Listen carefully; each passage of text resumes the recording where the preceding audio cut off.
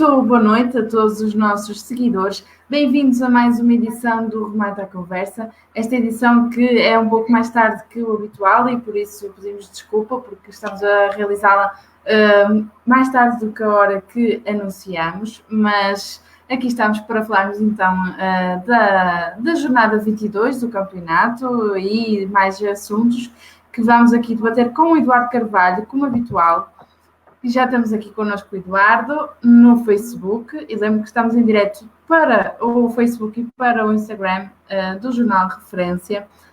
Estamos aqui só a adicionar o Eduardo ao direto também do Instagram. Estamos só aqui num compasso de espera. Entretanto, já temos o Eduardo aqui no Facebook. Penso que já vamos conseguir. Olá, Eduardo. Boa noite. Olá, Ana. Boa noite. Um grande abraço a todos que nos acompanham, especialmente aos apaixonados por futebol, acima de todas as polémicas clubísticas. Ora, então, como eu disse ainda há pouco, nós hoje vamos falar aqui sobre a jornada 22 do campeonato. Vamos também abordar a presença do Futebol Clube do Porto na Liga dos Campeões e, portanto, temos aqui ainda muito assunto por debater. E eu vou começar exatamente por te perguntar aqui ainda sobre a Taça de Portugal, sobre o jogo que o Futebol Clube do Porto teve com o Sporting de Braga. O que é que achaste aqui desta partida? Era uma partida que encerrava alguma expectativa relativamente a estas duas equipas que são duas das mais fortes adversárias dentro do contexto nacional.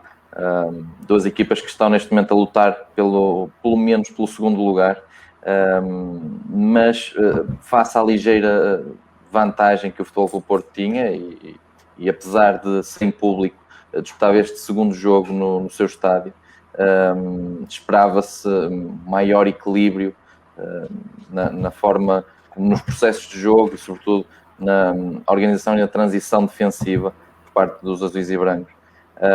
De resto, o Futebol Clube do Porto, em termos de mentalidade, que é algo que Sérgio Conceição muitas vezes se refere como sendo difícil manter o mesmo chip entre as provas internacionais e as provas nacionais. A verdade é que o Futebol Clube do Porto nesse jogo até entrou bastante bem, não querendo correr aquele risco de tentar segurar a vantagem. Esse 0-0 com que a partida iniciou acabaria por dar passagem ao Futebol Clube do Porto. Poderia dar essa passagem, mas o Futebol Clube do Porto procurou o golo, procurou a vantagem nesta partida da segunda mão. Só que, apesar dos ataques bem gizados, lá atrás a falta de concentração e as fragilidades defensivas da equipa foram deitando tudo a perder.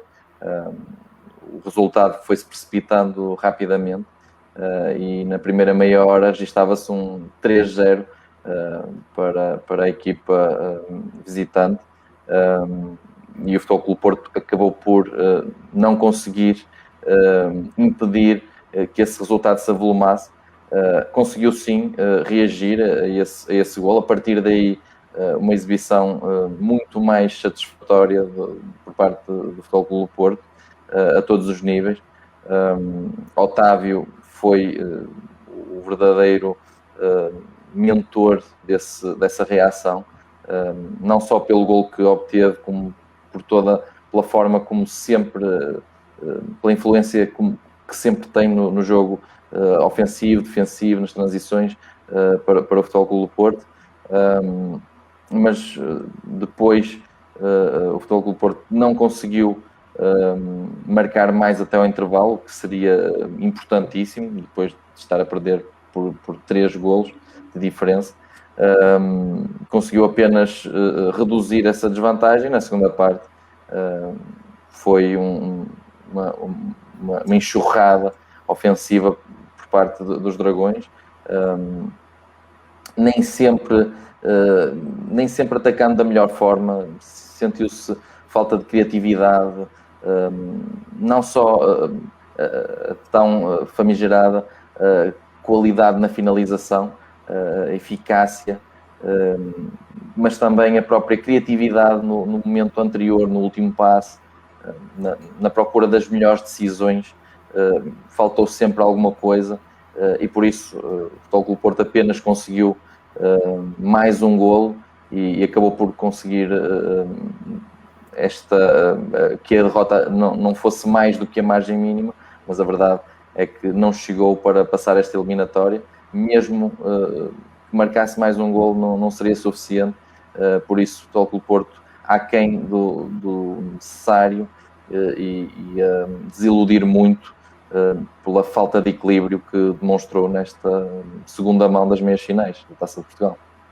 Relativamente peço desculpa só, relativamente ao Sporting de Braga, focar também aqui a atenção ao mérito dos arsenalistas, que estiveram muito bem na procura sempre do contra-ataque. Não foi uma equipa remetida ao seu último reduto, e com isso acabou por chegar aos golos de forma natural.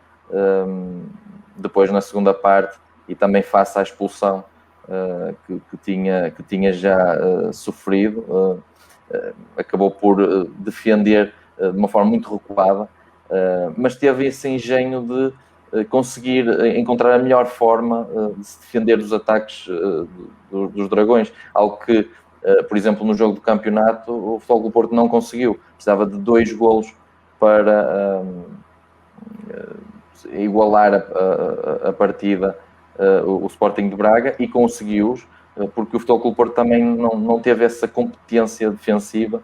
Aqui o Sporting de Braga, pelo contrário, teve-a, e por isso acabou por segurar essa vantagem preciosa que lhe deu a passagem, sempre muito importante final da Taça de Portugal.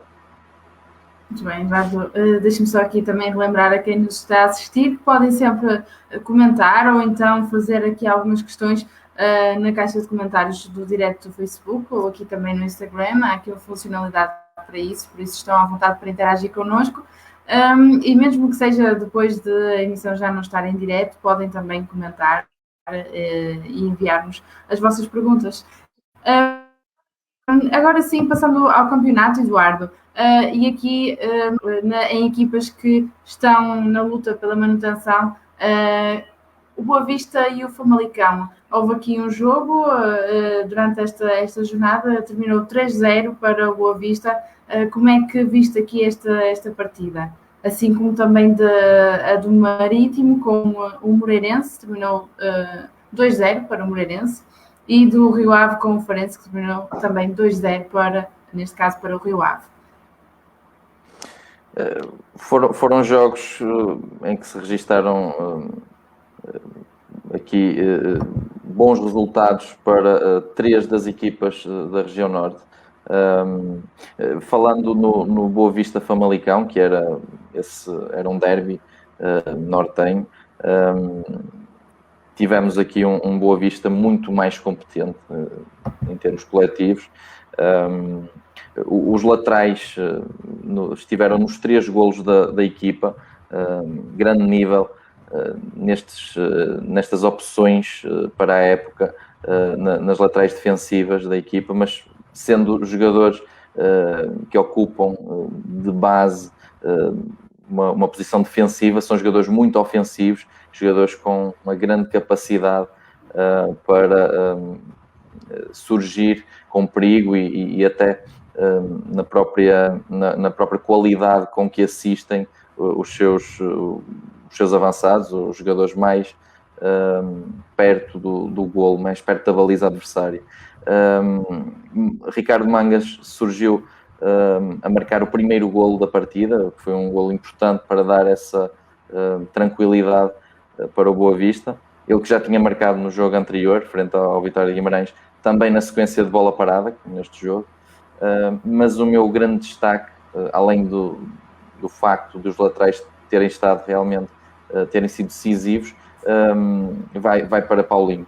Paulinho teve aqui um jogo, até ao momento o melhor jogo da época, mas um jogador que já dava muito bons sinais no meio campo do Boa Vista, daqueles jogadores que têm mantido o nível mais regular nos achadrezados, e aqui neste jogo surgiu em grande nível a pautar o ritmo de jogo da equipa e também a conseguir um dos golos da vitória, o segundo golo, o golo que acaba por matar o jogo de alguma forma, numa excelente arrancada. Quanto ao Famalicão, o Famalicão deu uma excelente resposta nesta partida, mas de alguma forma o momento que a equipa vive, o sobressalto com que a equipa se depara, uma surpreendente luta pela permanência, acaba por retirar o discernimento e a inspiração coletiva aos minhotos. Na frente de ataque também, os dois avançados utilizados, Heriberto e Guedes, não são propriamente jogadores com grande faro goleador. Há aí algum déficit no último terço famalicense, e é algo que muitas vezes as equipas acabam por pecar em não encontrar um grande finalizador, que é sempre muito importante, sobretudo nestes momentos, em alturas em que as coisas não saem bem, é sempre muito importante.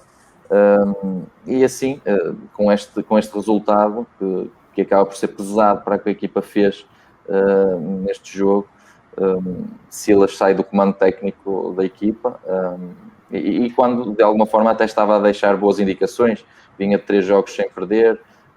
A equipa neste jogo, é verdade, sofre uma pesada derrota, mas faz uma boa exibição, e por isso é de lamentar. É mais uma chicotada psicológica, e entra também um treinador que de alguma forma é um treinador que aprecia um bom valor do futebol português em termos de treinadores, mas que, tal como Silas já me tinha parecido, acaba por fazer mais sentido, teria feito mais sentido para o início de época do que propriamente para esta altura, para este momento, sendo que também João Pedro Sousa é um treinador por quem fiquei a nutrir uma grande admiração. Veremos agora o que segue na carreira desses dois ex-treinadores do Famalicão, mas dois bons valores, dois treinadores com excelente potencial dentro do espectro nacional. Por fim, quanto a Josualdo Ferreira, parece-me estar a acertar o passo da equipa. Também tem ajudado essa melhoria no 11 ideal. Na minha opinião, está mais próximo desse 11 ideal, e com isso a equipa acaba por fluir muito melhor. Aquele trio de meio campo, o Ravi Garcia, Paulinho e Ángel Gomes, é um trio de qualidade para sem dúvida para outros voos no contexto do Boa Vista, ou seja, poderia projetar a equipa para outro tipo de luta, que não é o que se está a ver agora, pela inconsistência que a equipa tem revelado. Será importante no próximo jogo vencer e depois aí sim, com essa série de vitórias, olhar a uma reta final de campeonato mais positiva. Quanto ao Marítimo Moreirense, foi um jogo que fugiu à lógica da matriz de jogo que Vasco Seabra preconiza para as suas equipas, mas acabou por resultar em pleno, pela solidez defensiva que a equipa evidenciou, pela eficácia também nos poucos contra-ataques que expôs, de alguma forma, e o Marítimo teve aqui um jogo de domínio completo, carregou a todo o jogo sobre a defensiva dos Cónegos, mas nem com a entrada do regressado Rodrigo Pinho, um jogador que na próxima época irá para o Benfica, nem dessa forma conseguiu marcar. E assim, mais uma vez, tal como o Famalicão, mesmo quando se realizam boas exibições do ponto de vista ofensivo, do ponto de vista do volume ofensivo, pelo menos, é sempre muito penalizador quando se pega nesse momento da finalização, algo que tem que ser visto, tem que ser priorizado de outra forma por parte das equipas. Quanto ao Moreirense, Filipe Soares já era, na minha opinião, o melhor jogador da equipa, mas desta vez acrescentou golos às suas sempre muito boas exibições. Ele visou o primeiro golo, surge até depois de uma oportunidade falhada por este médio português, por isso poderia ter sido um hat-trick, mas este bis é muito positivo para o que resta desta época para Filipe Soares. Quanto a Ian Mateus, é outro jogador que tem estado em grande forma, não tem o mesmo potencial de Filipe Soares, mas está num excelente momento. Desta vez não marcou, mas assistiu para o primeiro golo, e assim um importante regresso às vitórias para uma equipa que vinha de 2 empates caseiros e uma derrota forasteira. Talvez por isso o Vasco Seabra tenha apostado nessa matriz de jogo mais de contra-ataque. Por fim, sobre o Rio Ave Farense... Dá-me só aqui um segundo. Penso que o direto do Instagram terminou aqui inesperadamente, não sei bem porquê. Vamos só aqui voltar a iniciar e, entretanto, já continuamos com a tua análise, está bem? Certo. Também temos aqui depois uns comentários aqui no Facebook e também já vamos também abordar essa questão, está bem? Vou só aqui voltar a iniciar o direto no Instagram.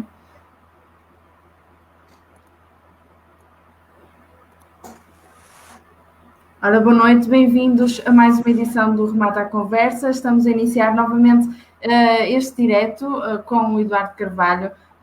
O direto tinha terminado de uma forma inesperada e por isso estamos aqui a voltar a iniciar.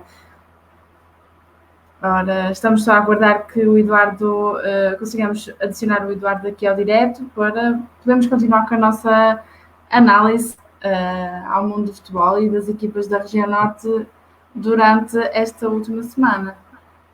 Ora, aqui está. Só mais uns momentos até que o Eduardo consiga estar aqui no direto do Instagram. Ora, agora sim. Já está tudo. Já podes continuar, entretanto, com a tua análise aqui do outro jogo. Relembra só aqui que jogo é que estavas, aqui para quem nos está a ver agora a partir do Instagram, por favor. Portanto, estávamos a falar dessa vitória do Moreirense no terreno do Marítimo, esse 2-0 que acabou por ter ter fugido um pouco à lógica em termos de jogo jogado para o Moreirense, a lógica de Vasco Seabra, a matriz de jogo que normalmente preconiza para as suas equipas, mas acabou por resultar em pleno. E também destaque para a excelente exibição, mais uma de Filipe Soares, desta vez coroada com um bis, e mais uma vez Ian Mateus também, que surge aqui como um desequilibrador importantíssimo, fez a assistência para o primeiro golo, e por isso o Moreirense aqui numa versão completamente diferente, mas também eventualmente por vir de 2 empates caseiros e uma derrota, terá Vasco Seabra considerado importante ter aqui uma outra estratégia para este jogo, retomar as vitórias seria sempre muito importante para não cair numa zona mais delicada da tabela classificativa.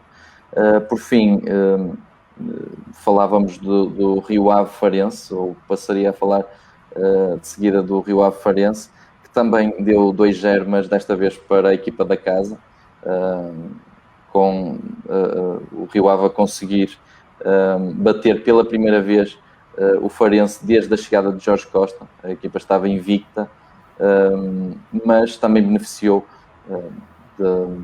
da indisponibilidade para este jogo de Ryan Gold, de longe também. Há pouco falávamos de Filipe Soares, mas aqui Ryan Gold acaba por ser ainda proporcionalmente ainda mais importante para a equipa do Farense, e sem Ryan Gold, Jorge Costa teve uma abordagem para este jogo completamente diferente, um futebol mais direto, e o Rio Ave, que vinha também, neste caso o Rio Ave vinha de um ciclo até mais negativo, vinha de 2 derrotas, um jogo no Estádio da Luz, que é sempre, que acaba por ser natural essa derrota, mas tinha perdido antes em casa, frente ao Famalicão, e Miguel Cardoso conseguiu voltar ao que a equipa vinha fazendo de bom e de consistente antes dessas 2 derrotas, com uma base de posse de bola bem fluida, sobretudo no início de construção a equipa não perde essa identidade.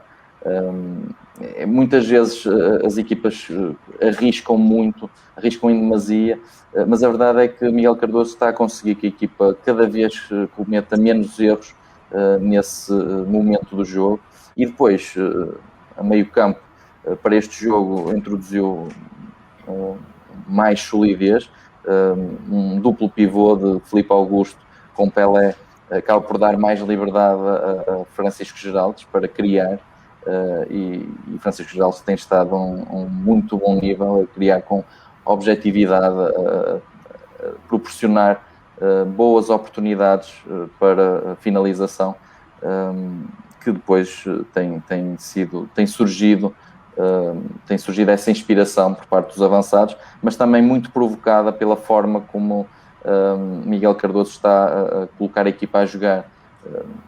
Estes avançados da equipa são avançados de cariz, mais de contra-ataque, mais de ataque à profundidade, e esta postura da equipa, esta nuance que o treinador Rio Avista está a introduzir esta época, desde que regressou ao comando técnico do Rio Ave, tem proporcionado, potencializar essas características dos avançados de que dispõe. Por isso, um 2-0 que acabou por ser natural, face ao jogo mais maduro da equipa da casa, e o Rio Ave que está a ir para uma zona cada vez mais tranquila da tabela classificativa. Muito bem, Eduardo. Antes de continuarmos aqui com a análise do campeonato, vou só aqui ler aqui uns comentários aqui do Gonçalo Novaes, e começava aqui pelo último. Ele pergunta que projetos como o Boa Vista e o Famalicão, que têm na rentabilização de jovens atletas o seu aspecto prioritário, podem ser desportivamente ameaçados pelo facto de terem de apresentar um modelo de jogo que obriga estas equipas a exporem-se mais e a assumirem mais a iniciativa de jogo, à semelhança das equipas de topo? É uma boa pergunta. Eu acho que isso aplica-se sobretudo a esta visão que o Gonçalo está de alguma forma a transmitir. Acaba por se colocar muito mais neste momento que as equipas atravessam. Boa Vista e Famalicão eram equipas que eventualmente cogitavam estar a lutar pela Liga Europa neste momento, pelo apuramento para as provas europeias na próxima época, e neste momento vêem-se numa luta pela manutenção, que normalmente exige uma forma de jogar mais, de alguma forma mais fria, mais calculista. Quando as coisas não saem tão bem, muitas vezes essa forma, essa identidade mais positiva na seção ofensiva do termo, acaba por prejudicar as equipas em termos de resultados, e depois, se eles não surgem, acabam por animicamente também deitar a equipa cada vez mais abaixo. Por isso, acho que num início de época acho que não terá afetado essa forma de jogar das equipas, mas agora, neste momento, insistir, como de alguma forma o Famalicão tem insistido, numa forma de jogar que não está a resultar da mesma forma que na época passada, apesar da matriz ser semelhante, a matriz que serve de base ser semelhante, mas em termos de associações, por exemplo, neste jogo a equipa esteve muito individualista, apesar do bom jogo ofensivo que acabou por produzir, acabou por estar muito individualista e isso acaba por fazer com que uma equipa que não está bem agudize esse mau momento. O Boa Vista, com Josualdo Ferreira, está mais maduro, está mais equilibrado, mantém a base identitária que preconizou para a época, que a equipa pretendia para a época, ter um futebol mais atrativo, mais ofensivo, mas depois com essas nuances que Josualdo Ferreira está a introduzir, como por exemplo o Miguel Cardoso no Rio Ave, a equipa tem evoluído ao ponto de neste momento estar numa melhor posição na tabela classificativa e também animicamente estar melhor. Agora aqui, passando ao outro comentário, aqui antes também de passarmos à análise, à restante análise do campeonato, e que também vais falar aqui também sobre o Braga, mas até pode ser aqui o mote para depois comentares aqui o jogo do Braga com o Guimarães. Que capacidade terá o Braga de manter este segundo lugar e como olhas para a forma como o Sporar e o Alan Ruiz estão a fazer esquecer Paulinho? Obrigada, Gonçalo, pelas tuas perguntas. E Eduardo, o que é que tens a dizer? Eu acho que o Braga, neste momento, está a justificar estar no segundo lugar. Tenho sempre alguma dificuldade em antever. O futebol é apaixonante também por isso, pela dificuldade que traz a todos os analistas e os intervenientes de perspectivar de alguma forma o que vai acontecer. Eu gosto muito de antever, de perspectivar, mas do ponto de vista do que acho que seria ideal para cada equipa, em termos de abordagem, em termos de reação ao que o jogo possa pedir. Agora, é sempre imprevisível. Vai ser uma luta muito interessante pelo segundo lugar, já está a ser. O Sporting de Braga está a ser a equipa que melhor gera o seu plantel, com Carlos Carvalhal a ser superior, na minha opinião, a estar a ser superior neste momento a Jorge Jesus e a Sérgio Conceição nesse aspecto, e isso tem sido determinante. Por exemplo, na Liga Europa, no segundo jogo, o treinador bracarense abdicou de alguns jogadores para depois poderem, naquele duplo confronto nacional, primeiro com o Futebol Clube do Porto para a Taça de Portugal e depois com o Nacional, que era um jogo fora para o campeonato que era muito complicado em teoria, conseguiu surgir a equipa mais fresca, mais disponível nesses jogos, e isso acabou por funcionar bem a favor do Braga, que derrotou o Futebol Clube do Porto e eliminou os Dragões rumo ao final da Taça de Portugal e depois no campeonato ultrapassou esse mesmo adversário no segundo lugar da tabela. Por isso tem justificado até ao momento. Veremos o que acontece daqui para a frente. O Futebol Clube do Porto, depois do que, e já falaremos disso, depois do que aconteceu nos últimos dias, durante a semana, poderá ganhar um novo ânimo para este final de época. O Benfica também já está numa série vitoriosa de 3 jogos, e por isso acredito que as duas equipas melhorem, e vai ser uma luta titânica até ao final do campeonato. Quanto a Alan Ruiz aliás, Abel Ruiz e Sporar, são 2 avançados interessantes. Paulinho concentrava se calhar o melhor dos dois, e se calhar até superava o melhor dos dois, mas acho que o Sporting Braga foi hábil na contratação de Sporar. Era um jogador dentro daqueles que o Sporting poderia ceder ao Braga, era uma das melhores opções, e era um jogador com tarimba europeia. O Braga ainda estava na Liga Europa na altura, e fez sentido essa contratação. um jogador mais de referência. Abel Ruiz já não é esse tipo de jogador, é um jogador mais móvel, mas que teve um início de época algo sofrível, desiludiu um pouco, na minha opinião. Aquele jogador que tem um pedigree de Barcelona, espera-se sempre um pouco mais, mas a verdade é que ele, depois desse jogo contra o Futebol Clube do Porto, ou aliás, a partir desse jogo contra o Futebol Clube do Porto, da segunda mão das meias finais da Taça, está a mostrar uma subida de forma fantástica, e se for para manter, tem aqui características muito interessantes no ponto de vista da finalização, na forma como se movimenta e depois define também em ataque rápido e em contra-ataque, que podem levar o Braga a fazer esquecer Paulinho, pelo menos até ao final da época.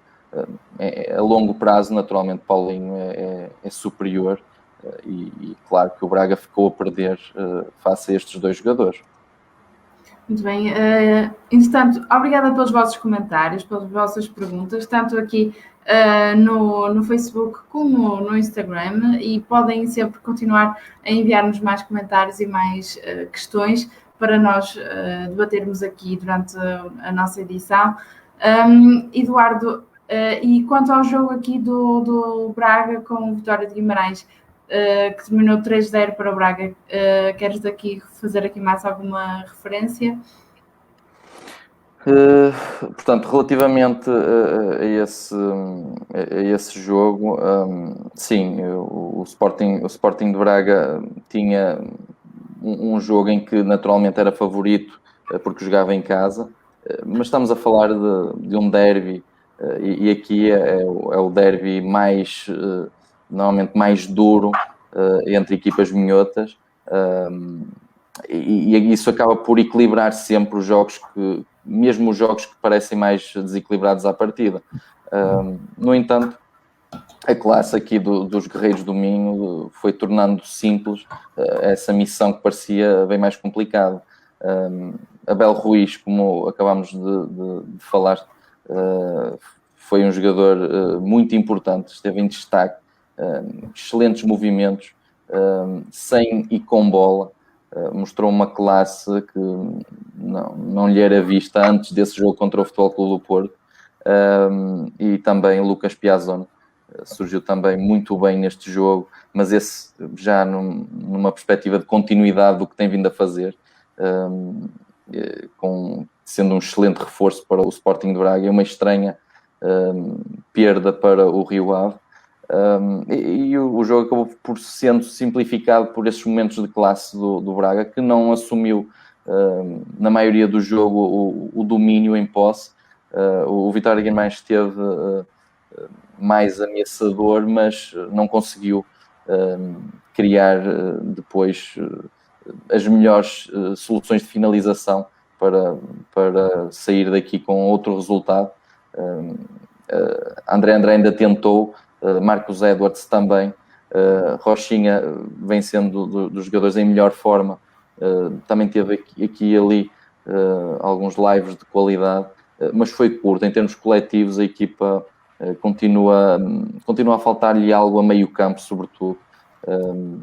Falta a melhor fórmula, lá está, no miolo vimaranense, e por isso João Henriques, que estabilizou a equipa, não tendo ainda encontrado essa fórmula, vê-se aqui numa encruzilhada em que a equipa quer lutar pela Liga Europa, mas tem um adversário que está muito mais maturado em termos de processos de jogo, como é o Passos de Ferreira. E aqui Passos de Ferreira 2-1 com o Nacional, Gil Vicente também 2-0 para o Futebol Clube do Porto. E aqui sobre estes dois jogos, o que é que gostarias de comentar? Eram os outros dois jogos que envolviam equipas nortenhas a lutar pelos lugares cimeiros da tabela classificativa. Nesse Passos de Ferreira Nacional, um regresso à boa forma para os Castores. Luther Singh bisou, mais um jogador a bisar, nesta jornada, e o primeiro golo foi um grande golo, um golaço, um dos melhores da jornada. Só não terá superado o golo de Beto no Portimonense. E o Passos de Ferreira acabou por também beneficiar desse adversário que vinha de uma série negativa, para retomar aquilo que vinha fazendo de bom. O Nacional, pelo contrário, vinha de 3 derrotas consecutivas. É uma equipa que até produz um futebol ofensivo bastante interessante, bastante razoável, mas defensivamente é uma das equipas mais frágeis do campeonato. Não só em termos individuais, como também na forma como arrisca a sair a jogar. Lá está, há pouco falámos positivamente do Rio Ave nesse aspecto. Aqui o Nacional é uma equipa muito lenta e muito previsível nesse início de construção, e sendo um início de construção apoiado e não tendo essa intensidade, essa imprevisibilidade também na forma de sair a jogar, torna-se tudo muito mais complicado. O Passos de Ferreira tem essa capacidade de pressionar muito alto, e aproveitou bem para dificultar a vida ao Nacional. Depois, com o meio-campo a voltar ao nível habitual, um nível de grande equilíbrio nas suas ações, a fluidez também associativa entre os jogadores, acabou por tornar este jogo também mais fácil do que poderia ser, até por esse momento menos positivo que o Passos também vinha atravessando, e a diferença acaba por ser mínima no resultado, porque o Nacional marca mesmo na última jogada do encontro, mas de alguma forma esse triunfo do Passos de Ferreira nunca esteve em causa, e por isso reconquista agora o Passos essa margem de 6 pontos que tem para o Vitória de Guimarães, sendo que o Vitória tinha conseguido encurtar na ronda anterior para 3 pontos, e agora volta o Passos a conseguir 6 pontos, uma vantagem relativamente tranquila para os castores. Quanto ao Gil Vicente Futebol Clube do Porto, outro dos derbys nortenhos da jornada, foi um jogo seguro para o Futebol Clube do Porto, um dos mais tranquilos de que me lembro por parte dos azuis e brancos esta época.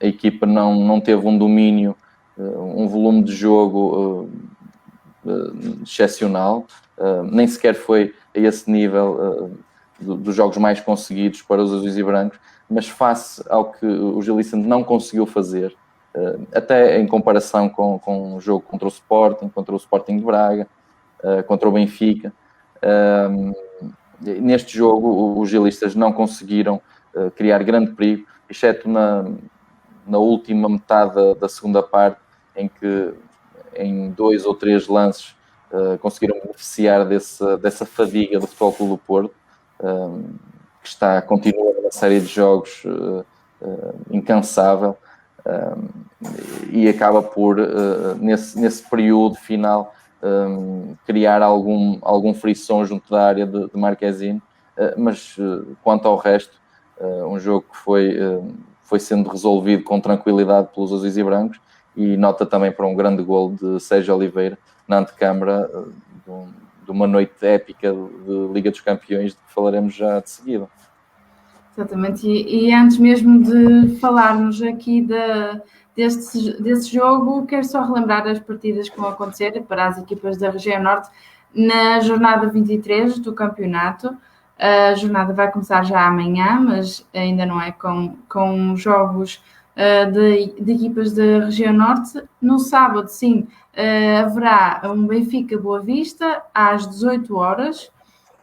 Depois também no domingo haverá um Moreirense Rio Ave às 15 horas. Ainda no domingo, mas mais tarde, às 17h30, o Vitória irá jogar com o Gil Vicente. E mais tarde, às 20h, o Porto jogará com o Passos de Ferreira. E na segunda-feira, a jornada terminará com o Famalicão Braga às 20h15. Agora sim, passando à Liga dos Campeões. Houve aqui uma passagem do Futebol Clube do Porto para os quartos de final da Liga dos Campeões, num jogo com a Juventus, e um jogo que foi até ao final, até ao fim mesmo, até prolongamento.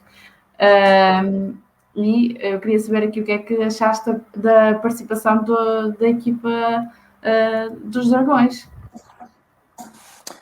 Foi de facto uma prestação épica, era um jogo muito difícil face ao 2-1 que se verificou na primeira mão.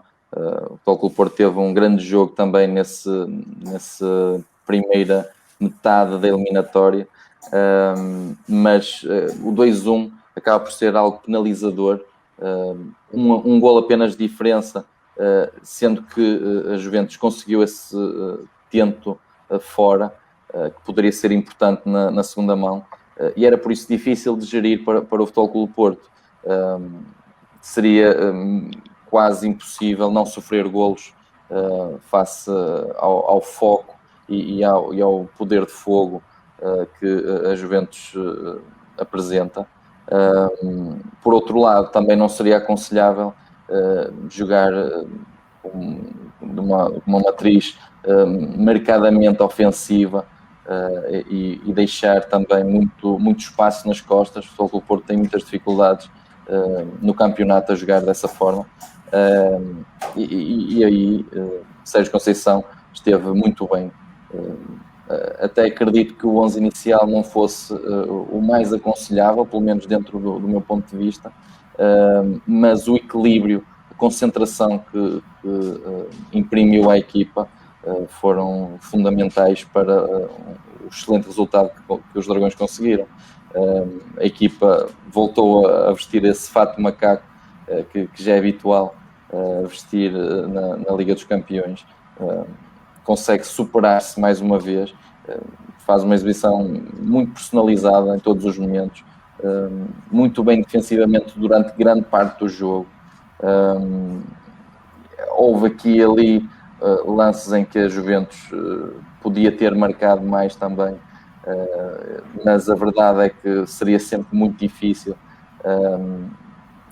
perante adversários do gabarito de Cristiano Ronaldo, de Morata.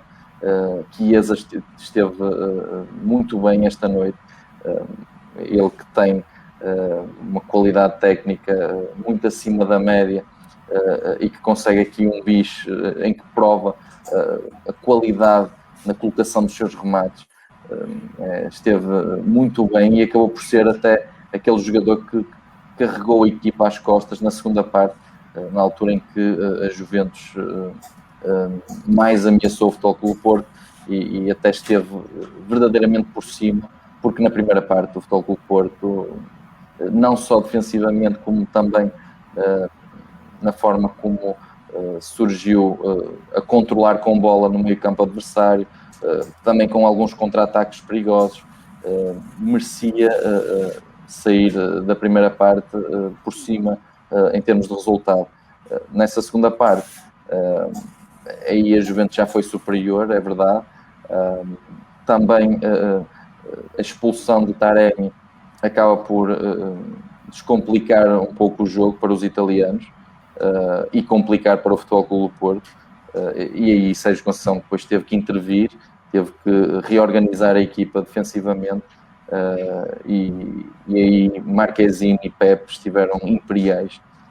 Pepe particularmente, ainda daria aqui um ênfase especial a Pepe, porque não só esteve insuperável a nível defensivo, como surgiu várias vezes em antecipação no meio campo, praticamente a cortar linhas de passe aos adversários, a levar a bola em desequilíbrios em condução, para também fazer a equipa respirar um pouco desse sufoco que viveu em alguns momentos da segunda parte.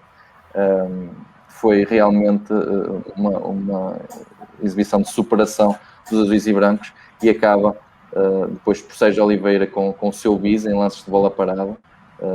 Já no prolongamento faz um golo de livre de muito longe, quando muitos não esperariam ser possível marcar dali. Sérgio Oliveira acabou por optar pelo remate e engana a barreira da Juventus, que de alguma forma comete um erro, mas não me parece que tenha sido um erro gravíssimo. Parece-me mais mérito aqui na inteligência de Sérgio Oliveira a aproveitar esse potencial erro do que propriamente o erro ser um erro não forçado, um erro grave que as equipas raramente cometem. Não, ultimamente vemos que as barreiras muitas vezes têm um elemento deitado a impedir que a bola vá rasteira, é verdade, falhou isso, mas o seu treinador tem a principal culpa disso mesmo, porque a barreira naquele momento tem que saltar, por isso só Pirlo poderia dar a instrução para colocar um jogador naquela posição e evitar, por isso, que a bola fosse rasteira, forte e desviar-se do guardião Szczesny. No cômputo geral, Futebol Clube Porto, justo vencedor nesta eliminatória. A equipa sai de rastros, a gestão física de Sérgio Conceição assim obriga, mas veremos. Se conseguir fazer um transfer disto para o campeonato, poderá fazer uma reta final também, pelo menos a lutar por esse segundo lugar que dá acesso direto à Liga dos Campeões. Muito bem, Eduardo. Agora passaremos aqui à parte dos...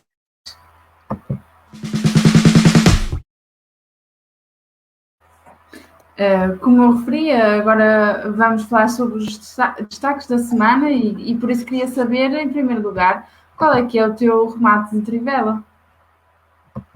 O meu remate de trivela vai para essa superação do Futebol Clube Porto. É uma equipa que parece cada vez mais talhada para grandes jogos, sobretudo a nível internacional.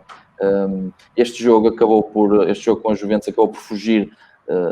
Estes dois jogos, aliás, fugiram um pouco à lógica do que tem sido a época do Futebol Clube Porto a nível nacional, sobretudo, mas em termos de Liga dos Campeões, a equipa tem estado fantástica, já conseguiu empatar com o Manchester City, perdeu em Manchester, mas merecia ter ganho esse jogo. E depois, nos jogos em que a equipa é superior em termos teóricos, também cumpriu com competência.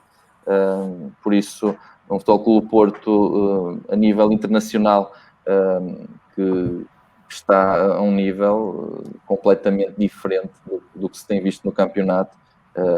E Sérgio Conceição está de parabéns pela forma como tem montado a equipa nestes jogos europeus. Bem, e quanto ao teu remate ao ângulo? O meu remate ao ângulo vai para este momento do Sporting de Braga, que depois de uma eliminação europeia que acaba por ser natural, mas que desiludiu de alguma forma, os arsenalistas desiludiram de alguma forma em termos exibicionais, poderiam ter feito um pouco mais, quer no primeiro, quer no segundo jogo. As coisas também não saíram bem na primeira mão, frente à Roma, e depois no jogo em Itália faltou um pouco de ambição a Carlos Carvalhal, mas a verdade é que essa gestão, em termos de 11 inicial, acabou por ser benéfica para a equipa em termos nacionais. A equipa reergueu-se, conseguiu dar a volta à eliminatória frente ao Futebol Clube Porto na taça, chegou à final da prova rainha, e depois, em termos de campeonato, ultrapassou o Futebol Clube do Porto, vencendo esse jogo com o Nacional na altura em que o Futebol Clube do Porto disputava, ou na jornada em que o Futebol Clube do Porto disputava esse clássico contra o líder Sporting, e agora manteve conseguindo vencer novamente e mantendo esses 2 pontos de avanço, que são curtos, mas que neste momento são justificados. Muito bem. E agora, para terminarmos, quanto ao teu final, o que é que trouxeste esta semana?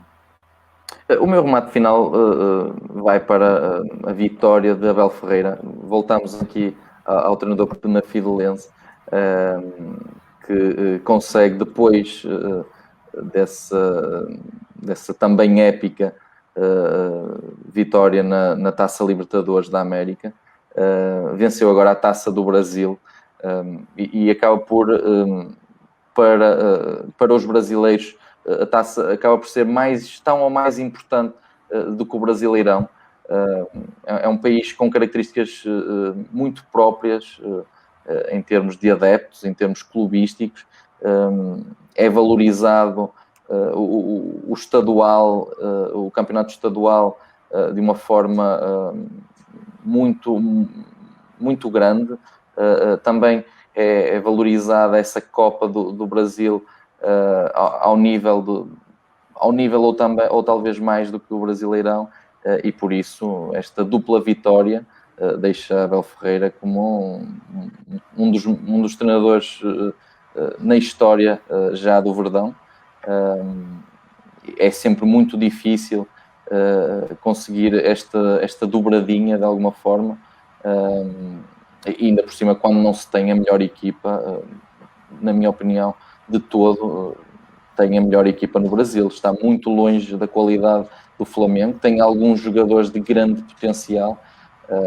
Veremos agora qual será o projeto do Palmeiras para a próxima época, e creio que Abel deverá decidir a sua continuidade ou não, em função do projeto que os dirigentes lhe apresentam, porque caso contrário, caso haja algum desinvestimento por parte da equipa paulista, acredito que um regresso à Europa possa ser mais benéfico para a sua carreira, a menos que lá está haja talvez até um maior investimento para esta época, manter alguns jogadores importantes, como são Gabriel Menino, como são Patrick de Paula, e depois acrescentar também algum talento na frente para poder disputar o Brasileirão, poder disputar a vitória, que seria fantástico,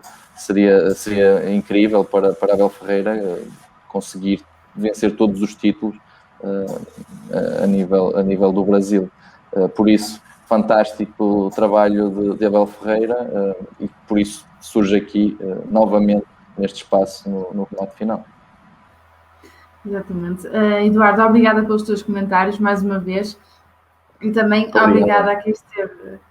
obrigada também a quem esteve desse lado a assistir-nos, e aos comentários que foram deixando aqui no nosso Facebook e no nosso Instagram.